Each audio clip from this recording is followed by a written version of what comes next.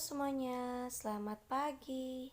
Jumpa lagi bersama Ibu pada kesempatan kali ini, yaitu pada mata pelajaran IPS kelas 8. Penasaran materi kita apa hari ini?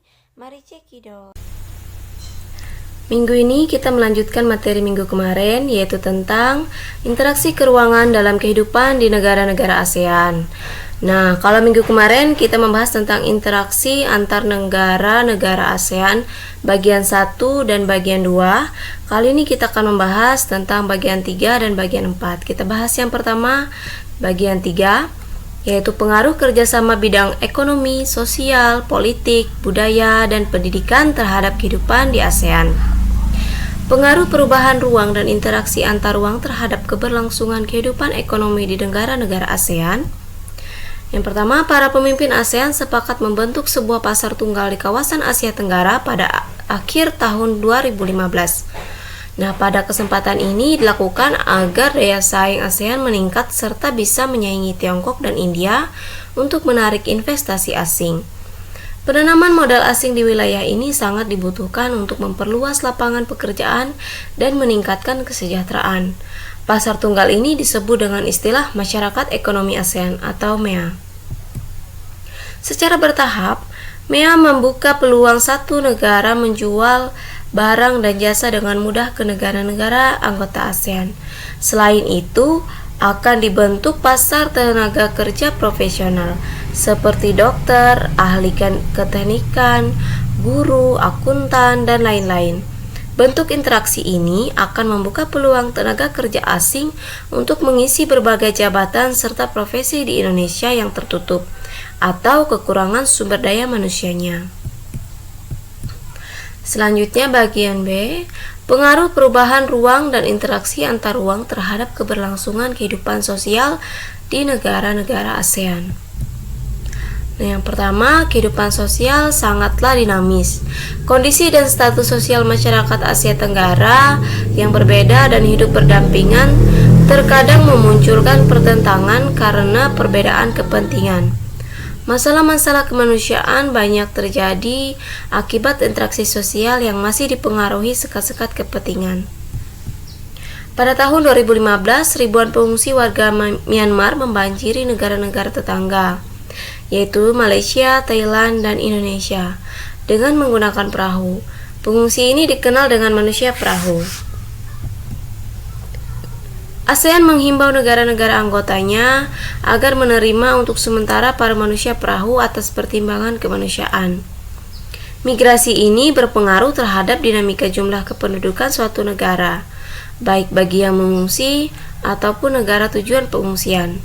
Selain itu, menimbulkan interaksi sosial seperti simpati, empati antar pengungsi dan penduduk setempat daerah pengungsian. Ini adalah salah satu potret manusia perahu dari Myanmar. Oke, yang selanjutnya bagian C, pengaruh perubahan ruang dan interaksi antar ruang terhadap keberlangsungan kehidupan budaya di negara-negara ASEAN. Kebudayaan adalah salah satu di antara 3 pilar utama ASEAN dalam proses menuju ke tujuan membangun komunitas pada tahun 2015. Konferensi ke-6 Menteri Kebudayaan dan Kesenian ASEAN di kota Hue, Vietnam dengan tema meningkatkan peranan kebudayaan terhadap perkembangan yang berkesinambungan dari komunitas ASEAN pada tanggal 19-20 April tahun 2014, menegaskan semua tekad semua negara ASEAN tentang satu komunitas bersama, visi bersama, dan jati diri bersama. Seiring dengan perjalanan selama 47 tahun, kerjasama budaya ASEAN telah mengalami perkembangan dan perubahan yang menonjolkan kebudayaan sebagai faktor yang penting bagi pembangunan komunitas ASEAN secara berkesinambungan. Banyak kegiatan hingga saat ini telah atau sedang dilaksanakan, misalnya membangun kota budaya ASEAN, perkemahan pemuda ASEAN, dan jaringan kota kuno ASEAN. Beberapa aktivitas lain yang dilakukan sebagai dampak pengaruh perubahan komitmen kebudayaan ASEAN antara lain adalah sebagai berikut. Festival Budaya ASEAN. Festival Budaya ASEAN pada tahun 2013 digelar di Kota Purwakarta, Jawa Barat pada tanggal 29 Juni 2013. Kegiatan itu diikuti 9 negara, yaitu Malaysia, Brunei Darussalam, Filipina, Thailand, Myanmar, Laos, Vietnam, dan tuan rumah Indonesia. Ini adalah bentuk dari pengisi acara dalam Festival Budaya ASEAN, yaitu Reok Ponorogo pada tahun 2013. Festival ini merupakan ajang memperkenalkan kebudayaan kota dan Kabupaten Purwakarta ke masyarakat ASEAN. Juga merupakan ajang mempertautkan dan memperkenalkan kebudayaan sesama negara ASEAN. Nah, bagi Indonesia, kegiatan ini merupakan salah satu cara memperoleh devisa dari sektor pariwisata. 2. Perkemahan budaya serumpun ASEAN. Perkemahan budaya serumpun adalah kegiatan perkemahan budaya negara-negara ASEAN yang diprakarsai 3 negara, yaitu Indonesia, Malaysia, Brunei Darussalam. Kegiatan ini bertujuan untuk menanamkan dan meningkatkan pemahaman dan penghayatan nilai-nilai budaya bangsa serumpun demi menciptakan ketahanan budaya. Selanjutnya, industri musik. Musik merupakan salah satu hasil dari budaya. Di Asia Tenggara, jenis musiknya beragam. Di Indonesia, salah satu musik khasnya adalah musik dangdut. Nah, perkembangan industri musik sangat maju. Konser, festival musik, dan berbagai event lainnya menunjukkan hal tersebut. Selanjutnya, bagian D, pengaruh perubahan ruang dan interaksi antar ruang terhadap keberlangsungan kehidupan politik di negara-negara ASEAN.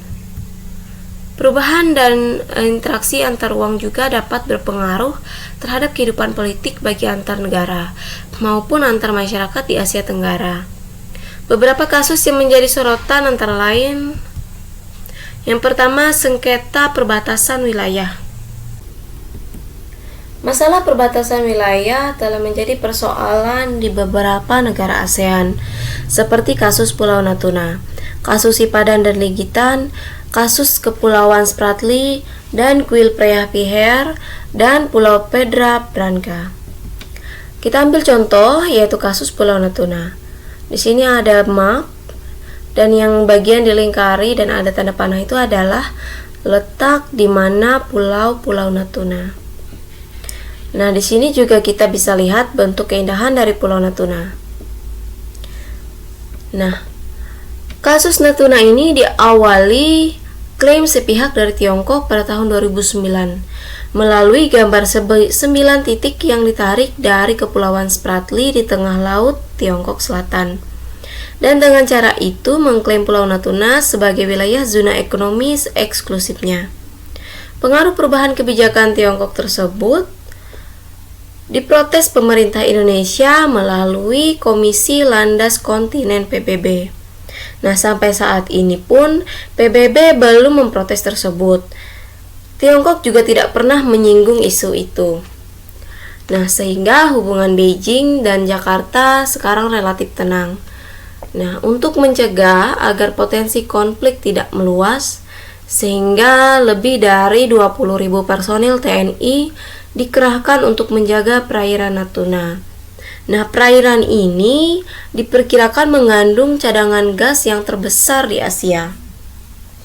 Nah, ini adalah bentuk dari keindahan salah satu titik di Pulau Natuna, di mana terdapat bebatuan yang mempunyai bentuk yang unik dan sangat menarik untuk dilihat. Dan di sini juga telah dibangun jembatan untuk para wisatawan yang berkunjung untuk melihat-lihat ataupun berwisata seperti itu. Sudah dibangun wisata yang sangat menarik perhatian untuk para wisatawan. Nah, ini juga ada bentuk pantai yang berpasir bersih, putih, dan airnya pun jernih, putih dengan berlatarkan pegunungan atau perbukitan, sehingga keindahan Pulau Natuna inilah yang menjadi daya tarik bagi wisatawan maupun baik dari dalam negeri maupun dari luar negeri. Nah, bentuk bebatuannya pun beraneka ragam dan unik dengan warnanya yang khas seperti itu ya. Sehingga mungkin karena daya tariknya inilah yang menjadi pemicu negara-negara yang ingin mengklaim pulau tersebut menjadi hak milik mereka. Nah, ini menjadi salah satu pelajaran agar Indonesia lebih tertib dan tegas lagi dalam melakukan inventarisasi batas wilayah, terutama di pulau-pulau terluarnya. Lalu selanjutnya, pekerja migran. Pesatnya laju globalisasi meningkatkan jumlah pekerja migran dari berbagai negara. Nah, banyaknya pekerja migran ini memerlukan aturan perlindungan hak dan kewajiban yang selayaknya disepakati oleh negara-negara asal dan negara-negara tujuan. Beberapa kasus pekerja migran yang menjadi perhatian negara-negara ASEAN antara lain kerja paksa tenaga asing dengan biaya murah dan perdagangan pekerja rumah tangga migran. Lalu bagi ASEAN, kasus tersebut menjadi perhatian tersendiri. Beberapa negara ASEAN menawarkan untuk menyusun peraturan terkait sistem rekrutmen, penempatan kerja, dan besaran upah yang diberikan. Nah, yang pertama, penguatan kerangka kebijakan regional bagi perlindungan pekerja migran. Fokusnya adalah bantuan teknis kepada kelompok kerja ASEAN tentang pekerja migran yang terdiri dari serikat pekerja, organisasi non-pemerintah, organisasi pekerja migran, dan akademisi untuk melaksanakan advokasi, lobi, menyusun rancangan dan menyelenggarakan konsultasi regional mengenai deklarasi ASEAN dan suatu instrumen ASEAN yang bersifat mengikat bagi perlindungan tenaga kerja migran, sebagaimana ditetapkan dalam mandat rencana aksi Pietiani ASEAN. Penguatan aliansi regional bagi perlindungan pekerja rumah tangga migran atau ATWA. Fokusnya adalah mendukung jejaring nasional pekerja migran dan pekerja rumah tangga migran dalam membentuk alians pekerja rumah tangga Asia di tingkat regional untuk mengadvokasi kesetaraan hak asasi manusia dan perlindungan ketenaga kerjaan bagi pekerja rumah tangga di Asia. Bagian E, pengaruh perubahan ruang dan interaksi antar ruang terhadap keberlangsungan kehidupan pendidikan di Asia Tenggara. Ketimpangan mutu pendidikan antar negara anggota ASEAN menjadi salah satu kendala terbesar ASEAN. Dari 10 negara ASEAN terdapat 7.446 perguruan tinggi dengan mutu pendidikan yang berbeda-beda. Hal tersebut menjadi tantangan tersendiri bagi ASEAN dalam bidang pendidikan. Kualitas pendidikan dan lulusan yang kompeten mengubah paradigma pendidikan di setiap negara. Objek pelajaran, metode pembelajaran, dan guru yang kompeten menjadikan masyarakat negara-negara ASEAN, terutama pelajar, akan mengakses informasi dan belajar untuk meningkatkan pendidikannya. Yang keempat, upaya-upaya meningkatkan kerjasama di antara negara-negara ASEAN. Yang pertama, upaya meningkatkan kerjasama antar negara-negara ASEAN yang telah terbangun melalui 3 pilar ASEAN dalam rangka pembentukan masyarakat ASEAN tahun 2015 terus ditingkatkan. 3 pilar tersebut yaitu kerjasama dalam bidang politik, keamanan, ekonomi, dan sosial budaya. Peningkatan kerjasama tersebut memerlukan dorongan antara lain kekompakan, konsistensi, keterbukaan, rasa kekitaan atau we feeling, saling menghormati dan setia kawanan sosial, serta dinamis dalam menjalani kerjasama yang dibangun harus berfokus pada masyarakat dalam berbagai sektor atau multisektor. Dalam pilar sosial budaya, masyarakat ASEAN akan bersama-sama mengatasi berbagai tantangan di bidang kependudukan, kemiskinan, ketenaga kerjaan, dan kesejahteraan masyarakat. Dalam memperkuat daya saing kawasan, ASEAN berkomitmen meningkatkan kualitas sumber daya manusia dan kualitas lingkungan hidup. ASEAN membuka akses yang seluas-luasnya bagi seluruh penduduk di negara-negara anggotanya di berbagai bidang, seperti di bidang pendidikan, kebudayaan, ilmu pengetahuan dan teknologi, kesehatan, serta lingkungan hidup. Dalam bidang politik dan keamanan, ASEAN terus berupaya meningkatkan kualitas pelayanan publik melalui peningkatan kemampuan pemerintah dan pelibatan masyarakat madani dalam pengambilan keputusan. Masyarakat ASEAN dapat lebih mengenali keberagaman budaya negara anggota, saling menghargai identitas nasional masing-masing, serta mewariskan sebuah kawasan Asia Tenggara yang aman, damai, dan makmur kepada generasi penerus. Pertemuan ke-1 ASEAN Ministerial Meeting on Women di Vientiane, Laos, pertanggal 16-19 Oktober 2012 telah mengadopsi Vientiane Declaration on Enhancing Gender Perspective and ASEAN Women's Partnership for Environmental Sustainability.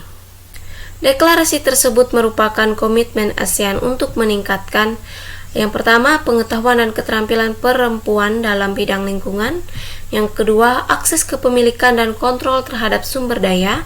Yang ketiga, pembuatan kebijakan strategi dan program mengenai lingkungan yang berkelanjutan untuk perempuan terutama yang berasal dari kelompok rentan. Selanjutnya, dengan berperan dalam kerjasama ASEAN, Indonesia selayaknya dapat meningkatkan daya tawarnya. Dalam pilar politik dan keamanan secara historis, Indonesia adalah salah satu pendiri ASEAN, sehingga secara politis dan keamanan, secara historis Indonesia diyakini masih yang terkuat di ASEAN. Pilar sosial budaya menempatkan Indonesia sebagai negara dengan sumber daya manusia yang banyak dengan usia produktif yang meningkat. Secara kultural, Indonesia memiliki kebudayaan yang paling banyak dan beragam di antara negara-negara ASEAN, sehingga menjadi daya tarik tersendiri. Pada pilar ketiga, yaitu ekonomi, pertumbuhan Indonesia masih yang tertinggi, dan produk kreatif yang dihasilkan memiliki daya saing yang cukup bagus. Dalam pilar ekonomi ini, koperasi dapat dijadikan suatu program yang menarik karena sektor menengah ke bawah adalah salah satu komponen penunjang ekonomi. Nah, di sini ada tugas. Sebutkan faktor-faktor yang dapat menghambat terbentuknya kerjasama antara beberapa negara, khususnya di negara ASEAN. Sekian materi yang kita bahas pada hari ini. Jangan lupa ikut belajar bersama di video pembelajaran berikutnya pada materi pengaruh perubahan dan interaksi keruangan terhadap kehidupan di negara-negara ASEAN. Terima kasih sudah menonton dan semoga bermanfaat.